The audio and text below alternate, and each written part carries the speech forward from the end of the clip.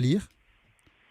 Bonjour. Merci d'avoir accepté l'invitation d'Europe 1. Vous avez partagé dans les années 70, durant 2 ans, avez-vous raconté la vie de David Bowie. On vous imagine dans la peine et la douleur ce matin, Amanda Lear.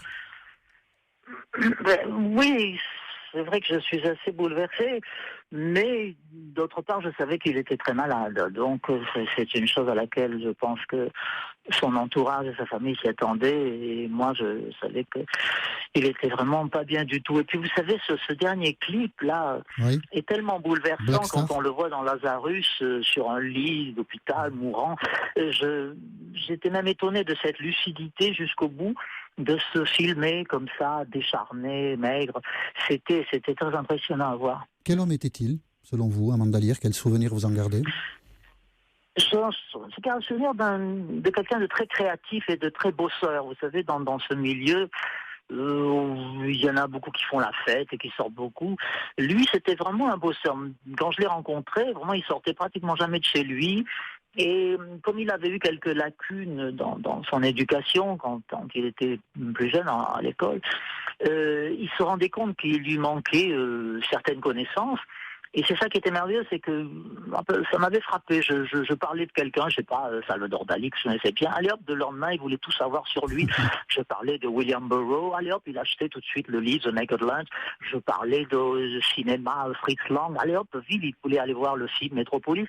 Donc, je veux dire, il avait cette soif d'apprendre. Il s'intéressait à tout, donc à la musique, à la peinture, au théâtre, etc. Contrairement à beaucoup de chanteurs que je connaissais qui, eux, ne s'intéressaient que à la musique. Il s'intéressait à tout et visiblement il se nourrissait de tout, puisque la carrière de David Bowie, c'est une perpétuelle évolution, une perpétuelle création. On lui reprochait un petit peu d'avoir pris à droite, à gauche, mais c'est un talent, c'est un grand talent qu'il avait justement de piquer peut-être des idées à droite, à gauche, et puis quand même de venir d'en faire quelque chose de très original et de très créatif. Et ça, c'est un grand talent, parce qu'on peut simplement pomper, puis c'est tout. Non, lui, vraiment, il transformait les choses et il avait inventé plein de choses. C'est vrai que déjà, ne serait-ce que le look, le maquillage, cette métamorphose, à chaque fois se remettre en question, recréer un nouveau personnage.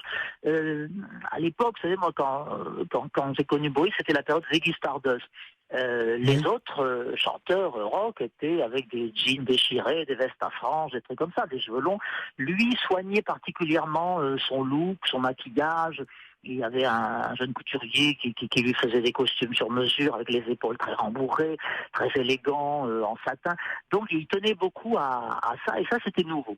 Sans vouloir être indiscret, Amanda Lear, dans quelles circonstances vous vous êtes rencontrés, connus? Vous savez, c'est un coup de foudre, c'est toujours comme ça d'ailleurs dans toutes les rencontres, ça commence par un coup de foudre et puis après ça se transforme peut-être en collaboration artistique, en autre chose. Mais au départ, c'est vrai que c'était un coup de foudre. Un coup de foudre, lui m'avait vu sur la pochette de l'album des Roxy Music, parce que moi je sortais avec Brian Ferry, et donc Brian Ferry m'avait mis sur la pochette des Roxy Music en tenue un peu héroïne de Hitchcock, tout en noir, avec une panthère en laisse, et David Bowie était tombé amoureux de la photo. Et pas de moi, mais de la photo. De la photo. Et il avait dit, je veux absolument rencontrer cette fille qui est sur la photo. Et donc, c'est mon ami Marianne Faithfull qui m'a appelé un soir et qui m'a dit, voilà, je suis avec David, il va absolument te rencontrer. Et c'est comme ça que ça s'est passé. J'ai été passer la soirée avec lui, dîner avec lui. Et puis, à l'époque, il était en train de se séparer de sa femme, Angie. Et donc, en plus, on a découvert qu'il habitait à 50 mètres de chez moi, à Londres, à Chelsea. Mais littéralement. C'est toujours comme ça dans les belles histoires. Voilà. Et donc voilà, ça s'est passé comme ça. Ça s'est passé comme ça, et je crois que vous avez même raconté que le lendemain matin, sa femme vous avait appelé pour vous dire... Oui, Angie, c'était curieux d'ailleurs, vous savez, je tombe toujours sur des mecs mariés avec Salvador Dali, c'est pareil, qui vous disent pas vraiment grand-chose sur leur femme, et c'est toujours une découverte ah bon, tu es marié, je savais pas. Non, mais il n'y a pas de problème, en effet, il n'y avait pas de problème, Angie Bowie... est devenue une amie, et elle m'appelait, tu peux me passer mon mari? Et voilà, parce qu'il dormait chez moi. Mais bon, ça a duré 1 an ou 2, et puis surtout, ça a été le premier qui m'a poussé à chanter. Alors il y a eu quand même, à part le coup de foot, je dis, il y a eu aussi cette collaboration artistique, c'est-à-dire que Bowie m'a dit, tu devrais chanter. J'ai dit, mais moi je suis mannequin, je ne sais pas chanter. Et il m'a payé mes cours de chant, mes cours de danse, il m'a mis sous contrat avec son manager, Tony DeFries. Vraiment, il a suivi dès le départ les débuts de ma carrière.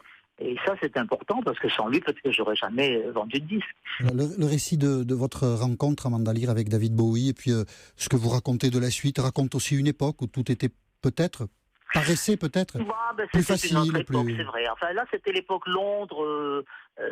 Après, bon, quand il a été à New York, je l'ai suivi là-bas, mais là-bas, bon, c'est pas pareil. Il a commencé à se droguer, à changer de look. C'était la période Young Americans. Puis après, il y a eu Berlin avec Iggy Pop. Donc après, on s'est perdu du. Mais cette période-là, à Londres, c'était vraiment bien. Il était plutôt bien. Santé un peu fragile, il avait toujours un rhume.